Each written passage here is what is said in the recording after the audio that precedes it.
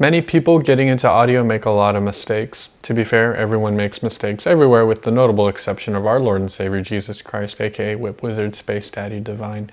If you're looking to enter into the world of recording and audio with a Christ-like record of 0 mistakes, then you have located the correct video, and I can't wait to usher you to the heavenly shores of knowledge on this bullshit episode of...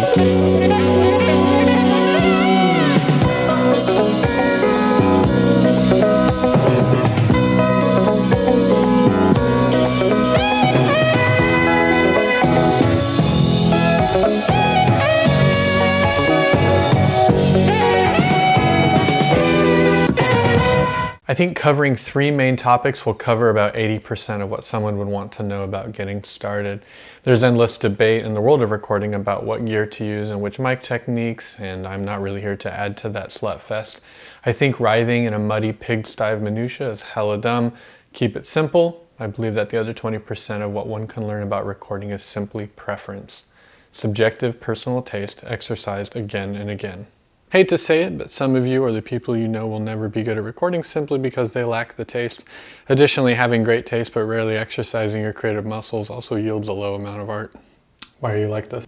So, develop better opinions, fuck with them all the time, learn to reproduce awesome mistakes.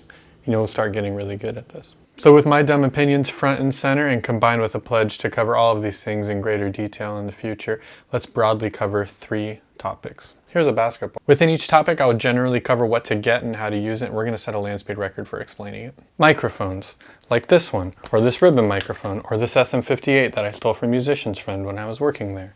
There is a sweet spot for microphones, and honestly, it resides in the price point that has the most competition. Pricing is often a bell curve, and capitalism is a bitch.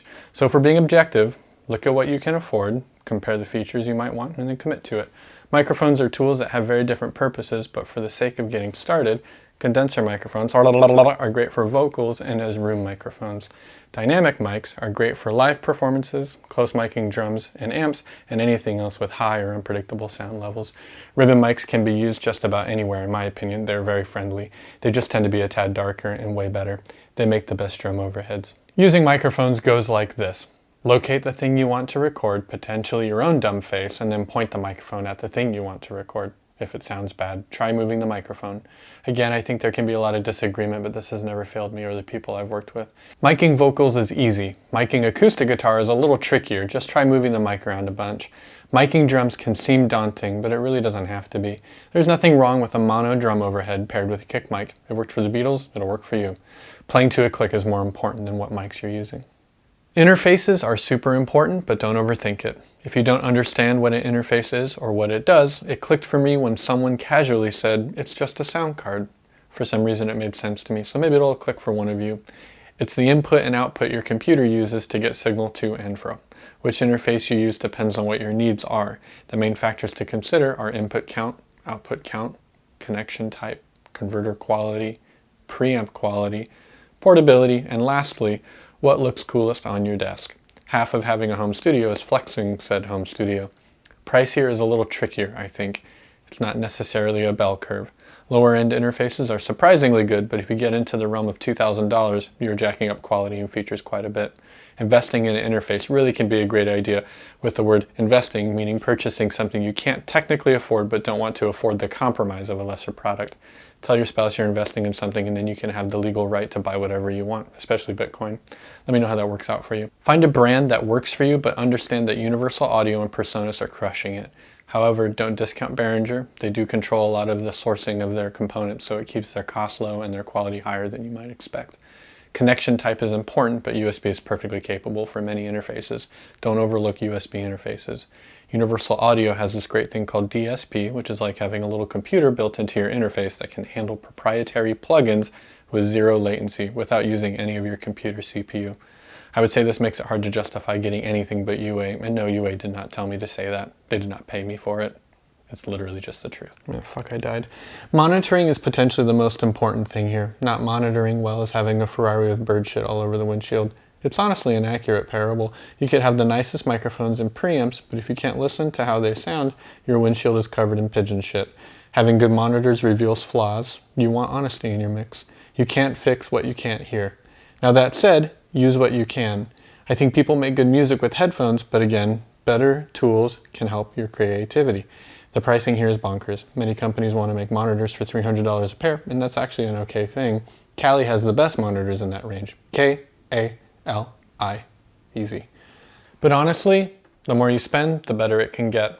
It's worth noting that quality varies greatly in brands, in my opinion. Take Focal, for example. They're the best in any price range. Fight me, I don't care. I heard their $300,000 monitors once, and it was like dating a supermodel or eating a meal that cost more than a PlayStation. You never forget it, and the experience will echo in my brain forever. A lot of people go for KRK, and I get that. Their cones are yellow. Yamaha is great at any price point, and their cones are white. PreSonus is a great monitor, and their cones are blue. Basically, pick the color of your cones and go for it. Headphones are similar. There are a lot of options, and everyone is trying to dominate the $100 to $200 range, but I personally love Sennheiser. Good luck spelling it from memory. Put your spelling attempt of Sennheiser in the comments. Wrong answers only, please. One extra thing I didn't cover here but will cover in another video is which DAW or DAW you may use. There are so many factors to consider, but for the sake of the brief theme of this video, learn one and stick with it. You'll be the most creative when you aren't trying to maximize the features of a DAW, but rather when you can easily get to capturing something you're very proud of. Also, fuck Pro Tools, fuck Avid, they can go get fucked by an entire cactus in salt water, and no, they did not pay me to say that. To sum up, don't fear the inexpensive. Cheap bundles are a great place to start. If you've been at it for years and want to improve your game, invest. Just understand that buying an expensive tube microphone won't make your voice sound better, it will just reveal how much you sound like Kermit the Frog. Monitoring is the most important thing behind capturing a good performance, and Avid sucks. I genuinely hope this helps you get some confidence in learning how to do home recording. I get that it can seem daunting to say the least, but making mistakes is the best way to get good at something. So go make some real dog shit so that when you are really feeling inspired, you're not obsessing about phase aligning microphones or troubleshooting Pro Tools out of its demonic trance. Good night.